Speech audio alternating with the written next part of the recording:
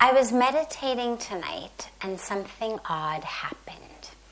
I began by focusing on the breath, then moved my focus to the third eye.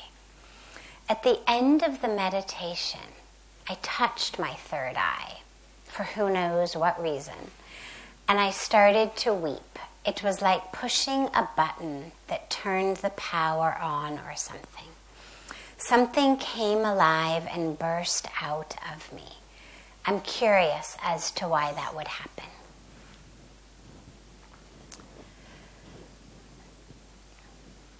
Typically, when we think of tears, we tend to think of tears in one of two reasons. Either I'm very sad or I'm very happy.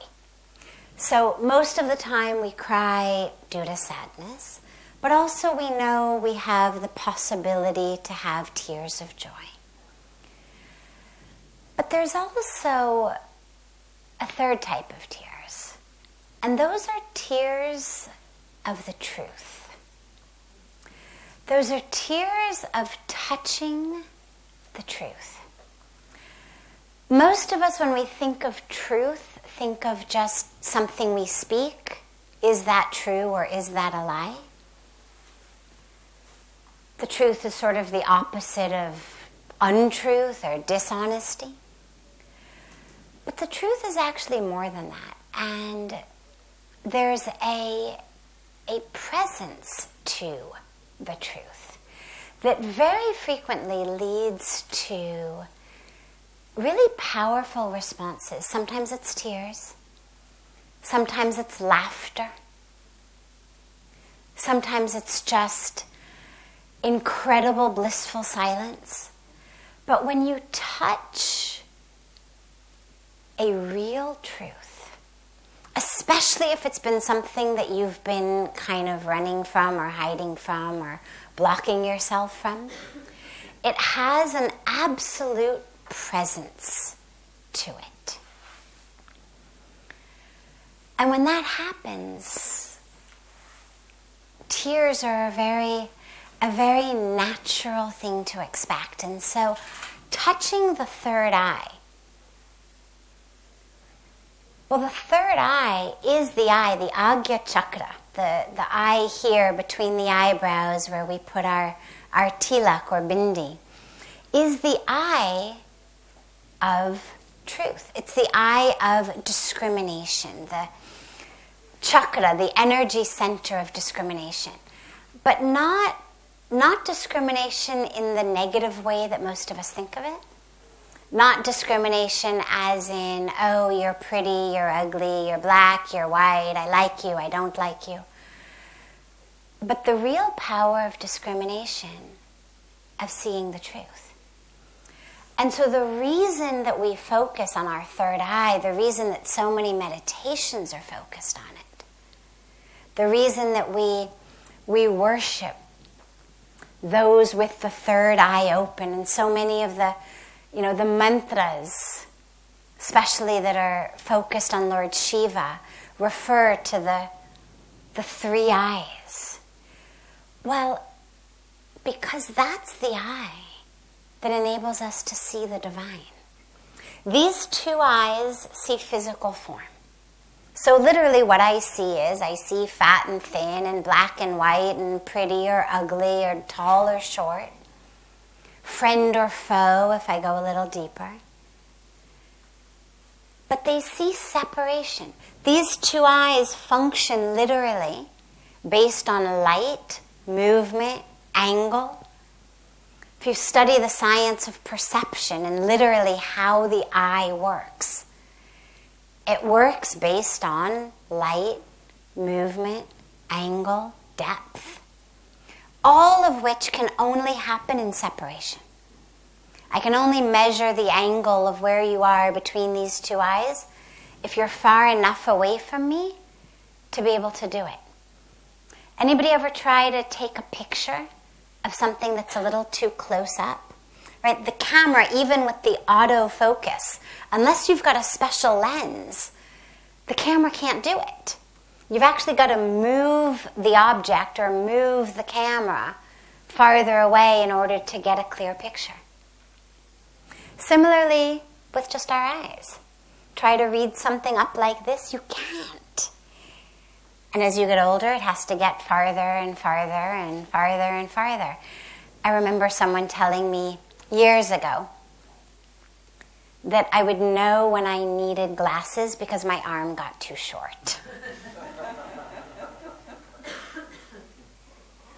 So these eyes function based on holding an object at an angle, but it has to be a certain distance. So they function literally in separation. It's great for reading things. It's great for driving cars. It's great for making sure you don't stumble over tripods or tables or chairs as you move through a room. But it's not the truth of our existence. The truth is oneness. And so this eye, the third eye, is the eye that we focus on to show us the truth. This is why we put the tilak on every day. It's not, contrary to popular belief, just sort of Indians' makeup. You know, I mean, now these days you can get ones in every color, and they're stickers, and, you know, maybe with little rhinestones on them. But the point of it is not actually just a makeup accessory. The reason that we do it is to remind ourselves, oh God, and we do it after morning prayers usually, oh God, remind me today as I go forth into the world. Let me not just use these two eyes, but let me remember I have a third eye. And please open it. And actually the traditional, like what I use, the kumkum, a lot of the traditional powders that are made, whether the red ones or the orange ones, whether made from sandalwood, whatever it's made from, it's actually made in such a way that when you mix it with water and you put it on, it goes on wet. And as it dries, there's an ever so slight, almost imperceptible pull on the skin. You know, it's like if you've ever used a face mask. You know, it goes on wet, but by the time the face mask dries, your whole face is kind of pulled together. Well, in a much, much smaller way, as this dries, it pulls the skin together and very, very subtly triggers the receptors in this area. Very, very subtly triggers that area, which is actually what the whole thing is about. So this eye enables us to see the truth.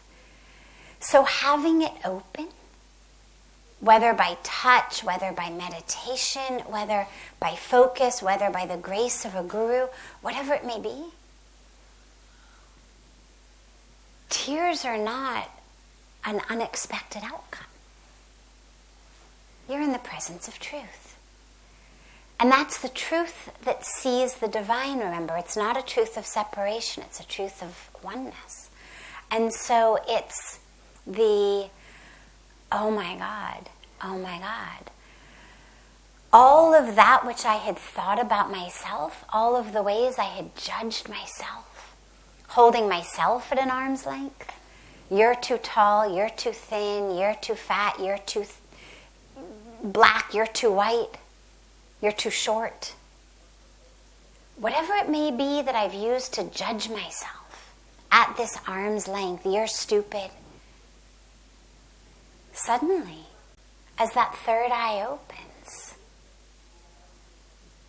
I'm divine. And that experience, it's not an intellectual experience. The eyes see, we know. You don't need necessarily the intellectual brain to process something. If you're walking down the street and a car comes whizzing by, you're going to jump out of the way long before your intellectual thinking brain says, I wonder what the velocity of that car is. I wonder how far I am from the curb. I wonder how quickly I'm going to have to jump. You're on the curb long before your brain has registered a thought.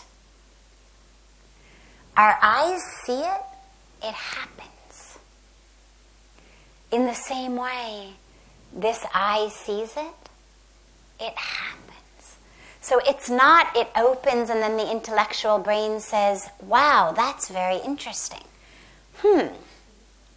I guess I'm divine. Okay, let's think about that. It's not that. It's the open eye awareness of who you are. And yeah, it could make you cry. Of joy, yes, but also of something, interestingly, that's deeper than joy, which is just truth. Truth becomes a field in which joy can exist, but it's not dependent on joy. Truth is the deeper experience. You can't have joy without truth. As anyone who has tried to use alcohol or drugs or one-night stands or whatever we've tried to do to bring joy in a way that's not in alignment with truth, doesn't work. So truth has to be the field, the foundation. So yeah, there may also be tears of joy. There may also be tears of sadness of the sheer number of years you've wasted. But regardless of the balance of tears of joy and tears of sadness, there's going to be tears of truth. Because truth is what underlies it all. And that's an incredible place to be, is to just sit in the awareness of truth. And whether you cry, whether you laugh, because sometimes that happens too. You know, you're having a conversation with someone. In psychology, it happens a lot, where, you know, you're talking to someone about something and you're kind of working on an insight. What's at the core here? And what you find is when you actually get to that aha moment of, oh my God, this is what's been going on all the time. Oh my God, this. There's a laughter that's not the nervous laughter of running from truth. It's a completely different laughter. It's not the laughter of a good joke. It's not the laughter of making light of a situation. But it's the laughter of being in the presence of truth. It's the, oh my God. I remember when I was back in California in the one semester that Puja Swamiji insisted I go back and do after I had been here and after I had known I wanted to stay, but he made me go back. Different story, I won't go into it tonight, but I found myself back in the midst of a PhD program for a semester. And during the course of that time, so many people would say, oh, you're making a horrible mistake, you know, don't go back to India. First finish everything, get your degree, get yourself settled. Then you want to take a year or two and, you know, go on a humanitarian expedition. Sure. You want to go for a spiritual retreat? Sure. But first, get yourself all settled. And so I went through many, many weeks of this drama of pretending to make a decision. And I remember so vividly sitting with a woman who is still one of my best friends in the world, a dear, dear, dear mentor, much older than I am, and just an incredibly wise spiritual woman.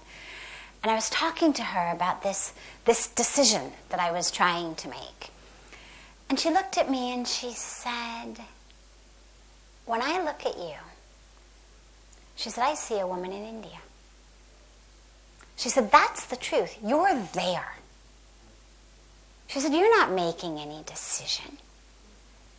You have already arrived in India because I can see it before my eyes. She said, as far as I can tell, the only decision you need to make is whether you're going to spend the next 6 weeks going through the drama of pretending to make a decision that's already been made, or are you going to spend 6 weeks getting your stuff in storage, figuring out the logistics of what it's going to be like to move off to India, and at least be productive. She said, that's the only decision I can see for you to make. And I burst out laughing. It was the most glorious moment of, wow, yes, exactly, thank you. And it was laughter, and then it was silence, because there really was not much left to say. The truth is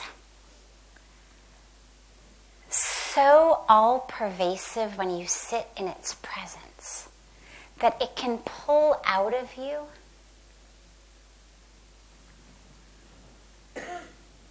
emotion, tears, laughter.